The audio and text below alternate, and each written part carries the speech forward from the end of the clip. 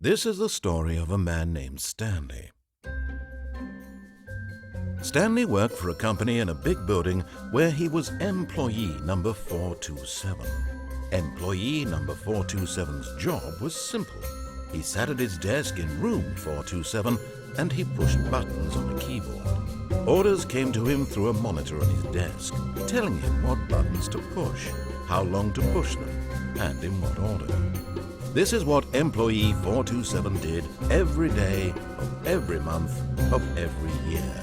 And although others might have considered it soul-rending, Stanley relished every moment that the orders came in, as though he had been made exactly for this job. And Stanley was happy. And then one day, something very peculiar happened. Something that would forever change Stanley. Something he would never quite forget. He had been at his desk for nearly an hour when he realized that not one single order had arrived on the monitor for him to follow. No one had showed up to give him instructions, call a meeting, or even say hi.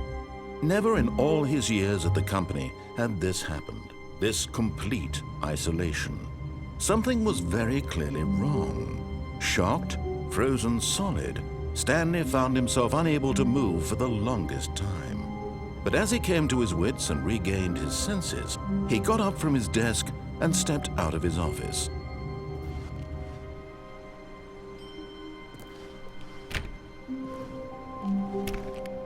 Stanley knew the office layout like the back of his hand. It was only a matter of time before he found the others, wherever they were. Just a matter of time.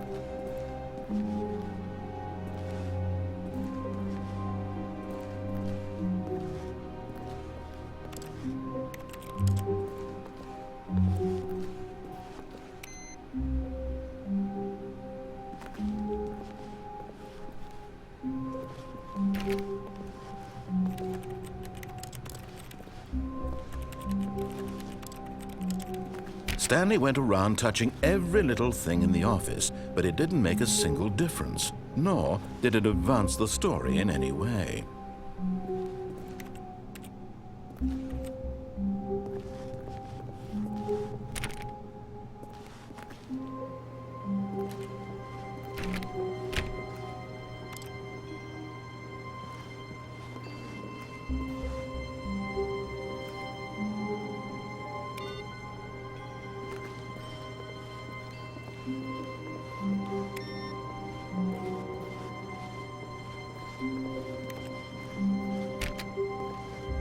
Stanley clicked on literally every single door in the office because he doesn't pick up well on cues from his environment.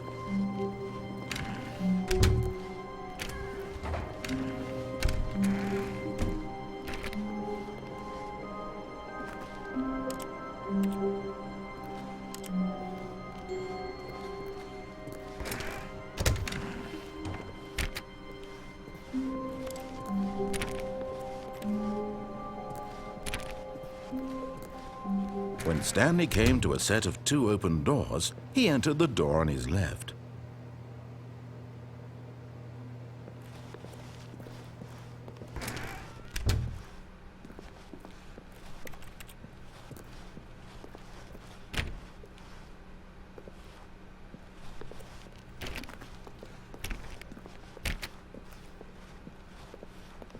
Yet there was not a single person here either. Feeling a wave of disbelief, Stanley decided to go up to his boss's office, hoping he might find an answer there.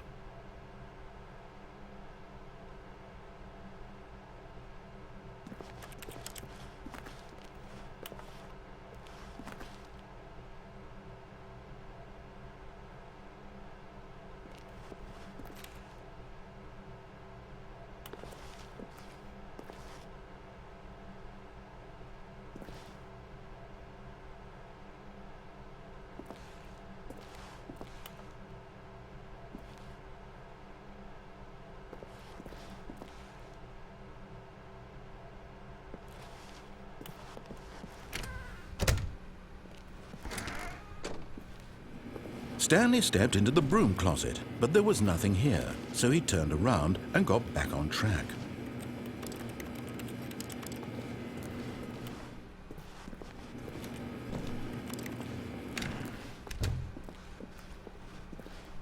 Coming to a staircase, Stanley walked upstairs to his boss's office.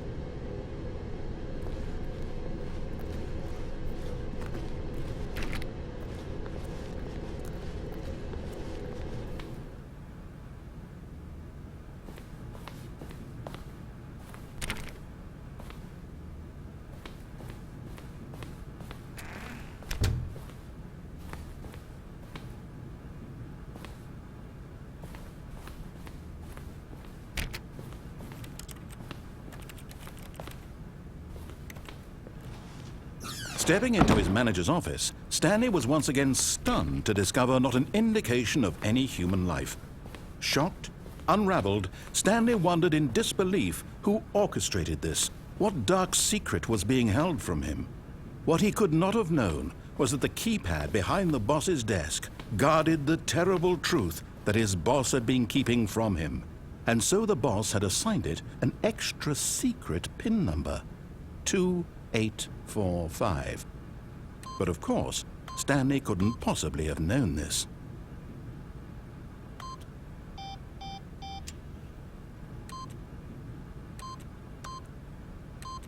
Stanley simply began entering random codes into the keypad, knowing full well the sheer statistical unlikelihood that this would ever result in a correct combination. If he knew that the combo was 2845, it would be another story entirely. But no, this is what he was going to do instead. Yet incredibly, by simply pushing random buttons on the keypad, Stanley happened to input the correct code by sheer luck. Amazing. He stepped into the newly opened passageway.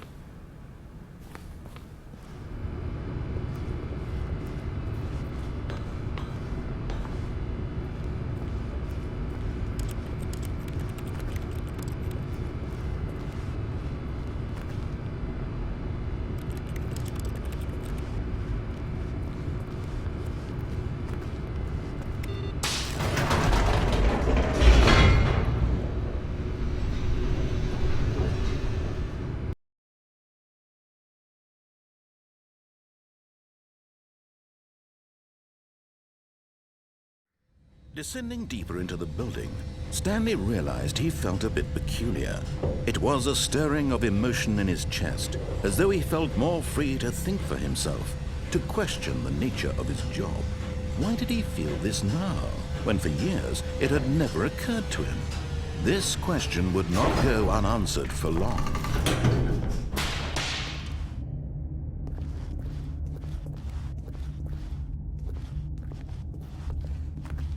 Stanley walked straight ahead through the large door that read Mind Control Facility.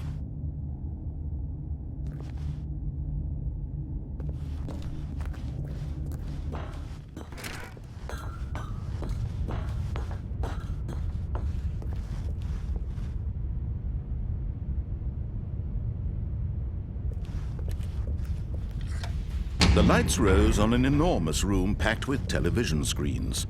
What horrible secret did this place hold? Stanley thought to himself. Did he have the strength to find out?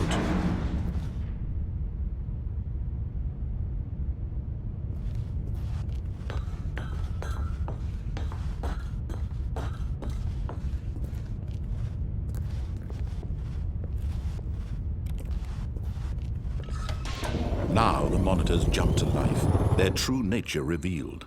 Each bore the number of an employee in the building, Stanley's co-workers.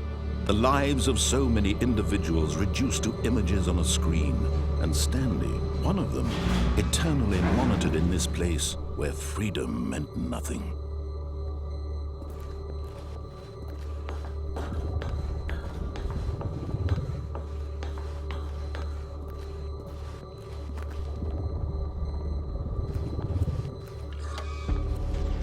This mind control facility, it was too horrible to believe. It couldn't be true. Had Stanley really been under someone's control all this time? Was this the only reason he was happy with his boring job? That his emotions had been manipulated to accept it blindly?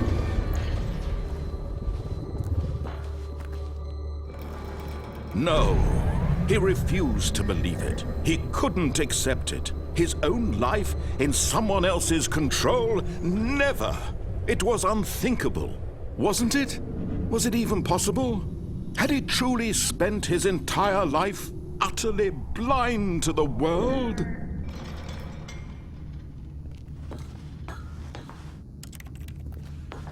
But here was the proof. The heart of the operation. Controls labeled with emotions.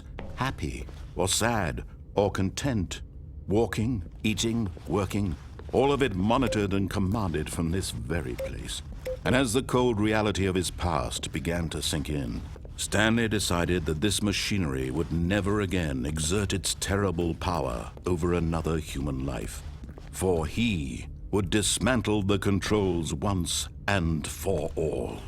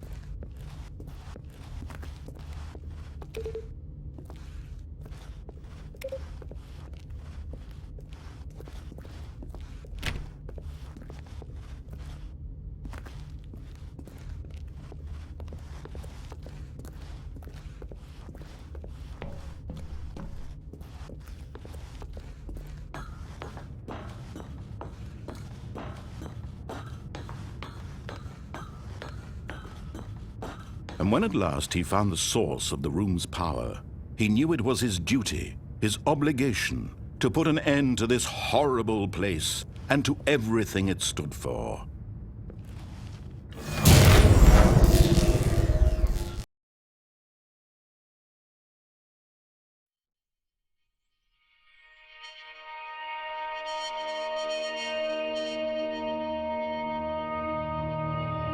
Blackness and a rising chill of uncertainty. Was it over?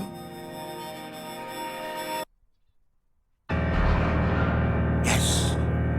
He had won! He had defeated the machine, unshackled himself from someone else's command. Freedom was mere moments away. And yet, even as the immense door slowly opened, Stanley reflected on how many puzzles still lay unsolved. Where had his co-workers gone? How had he been freed from the machine's grasp? What other mysteries did this strange building hold? But as sunlight streamed into the chamber, he realized none of this mattered to him, for it was not knowledge or even power that he had been seeking, but happiness. Perhaps his goal had not been to understand, but to let go. No longer would anyone tell him where to go, what to do, or how to feel. Whatever life he lives, it will be his. And that was all he needed to know. It was perhaps the only thing worth knowing. Stanley stepped through the open door. Stanley felt the cool breeze upon his skin, the feeling of liberation, the immense possibility of the new path before him. This was exactly the way, right now, that things were meant to happen. And Stanley was happy.